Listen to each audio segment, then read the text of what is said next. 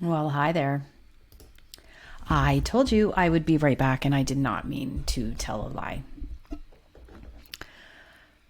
In the last newsletter I sent out in December when I decided to take a break, I quoted Mel Robbins saying on a podcast this: I know you are scared to stop. I'm scared too. I was standing in my kitchen when she said this, and I immediately burst into tears, and I knew immediately what I had to do. And so I sent you an email explaining that I had made the tough decision to pause the platform that I have worked so hard on over the last 4 years, the newsletter and the podcast. I heard from many of you, and you felt the same way, and you're scared of the same thing. In truth, I had no other choice than to stop. And of course, I only intended to stop for a couple of weeks, and I'm going to tell you more about that in a little bit.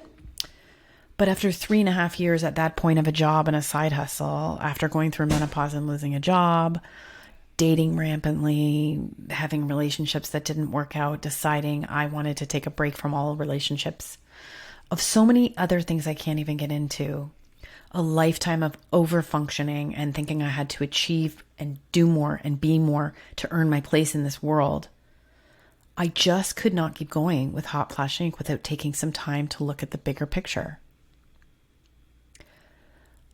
of beginning to suspect that I may have not just a crazy brain, of beginning to suspect that I might not just have a crazy brain, but I actually might have a condition, one that gives me laser focus, but also an incredibly fragmented reality.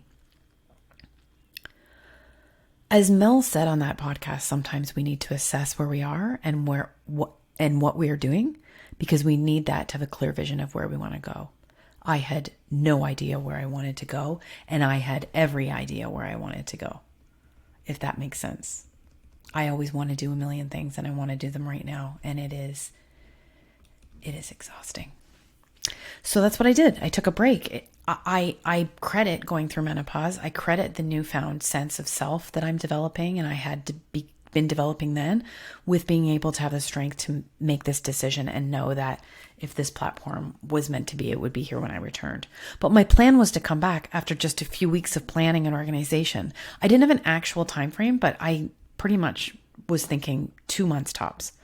3 months tops, but 2 months was my goal. And then about 6 weeks into it, in February, I had my own personal black swan event. My healthy 80-year-old father, Larry, died. He had an accident, and then 8 days later, after he was in critical care, he died. And everything I thought about anything, from the time I got that call, from the time I had to pack and get on a plane, from the time I had to go and see my father with tubes and machines all around him, I had to make decisions with my brother. Everything I thought about anything has been turned upside down more than menopause or anything else in my life.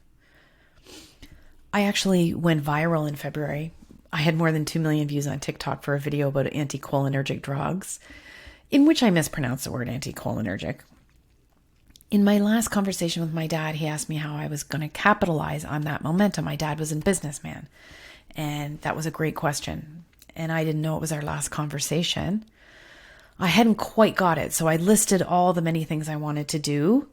Oh, it was crazy. And I knew by his silence on the other end that he just wished I would focus on one. He actually liked to call me Ichabod Crane. I guess a guy who drove off on a horse in all directions, or at least that's what my dad would always tell me. I was never able to share with him that I'm embarking on the process of getting an ADHD diagnosis, mostly just so I can understand myself, but also maybe, perhaps, so I can try and explain myself to my family. There have been times in the last 4 months since my dad died that I thought I would not be able to go off in one direction ever again, much less get out from under my weighted blanket or my pajamas, or the times that I literally sat hunched over just absolutely lost and grief-stricken and feeling so alone. Reviving this newsletter and the podcast, anything to do with Hot Flash Inc. other than my assistant who just kept social media going seemed absolutely impossible. But time does heal, and I'm still grieving my father. I'm at home now again, and I feel like I've lost an arm. I feel like any minute I should just pick up 2 Tim Hortons coffees and go over and sit on his couch and talk until we both get tired of it. Anyway, a few things happened to me that made me feel like I not only could or actually should come back. Anyway, a few things happened slowly, little signs that made me feel that not only could I come back, but perhaps I should. And I'm not saying, I'm a special person in the world's calling me, but I'm saying I felt in my little space in the world that I was being called. First off, I was interviewed for an article in Entrepreneur Middle East magazine that came out of the blue. The writer was so lovely and thorough and did such a good job. I had my faith restored in the craft, and I was on the middle spread, and I was talking about this space and the opportunities for business and entrepreneurs and startups. And I actually sound like I know what I'm talking about. I was contacted by a company, MIDI Health, to sponsor the podcast. And that also seemed like it was a sign, because the fellow who runs their ads now, who is running their whole podcast situation, came from BetterHelp. And I've always heard the BetterHelp ads. And I wouldn't partner with just anyone in this space. MIDI Health takes a holistic view of this transition, kind of like we do here at Hot Flash Inc. There's no rubber stamping of hormone therapy over there. And if you want to see what they're all about, and you are in the United States, see joinmidi.com for what I'm talking about. That's joinmidi.com. I also had a couple of amazing people contact me to see if they could come on the podcast. These 2 people I had pursued when their book came out and never got an answer. And it was like a dream. This is my favorite book. These are the people I wanted to talk about. And their people reached out to me and asked if they could be on my podcast. And I thought I would revive it alone just for that. So that'll be a treat to see what's coming. I kept watching the menopause space, and my gosh, it's even gotten more bonkers than it was before. I am seeing some really crazy things out there. A lot of AI and ads that trouble me greatly. A lot of behavior by doctors and claims by people. And it's as much of a mess, but it's also, the awareness is rising incredibly. And I just, I've been doing this for 4 years. I want and need to be part of all of it. And not to get too woo-woo, airy-fairy, my dad didn't believe in any of this stuff, but I know that now he understands. I've had more than one sign from him that I should keep going. Look, what we do here at Hot Flash Inc., my goal in this whole platform is to represent everyone. It's easy to find someone to tell you how great hormone therapy is for you, and that you should be on it yesterday, that it answered all their problems, it will answer yours too. And if you're not on it after menopause, the risks outweigh the benefits, and you're not going to be able to stand upright, let alone make it to old age without it. It's also easy to find someone who would tell you that none of that is true, and that our bodies are wise and know exactly how to get back into balance, and you just need lifestyle methods and find the root cause of what's going on with you, and that hormone therapy is not only unnecessary, but perhaps bad for you. But rare is the space where we look at the big picture, incorporating scientific evidence, knowing we don't have nearly enough of it for us in this time, where we add human experience and expert opinion, and whatever helps us tell our whole story and get all the information, where we ask questions, provide lots of context, and bring as little confirmation bias as possible. And where we constantly remind ourselves that when it comes to menopause, we don't know what we don't know. And my friends in the perimenopause, that is a lot. Most importantly, here is where you can engage judgment and FUD free. I love boring terms from crypto, and that's a crypto term. No one is trying to instill fear, uncertainty, and doubt to get you to buy or do anything over here.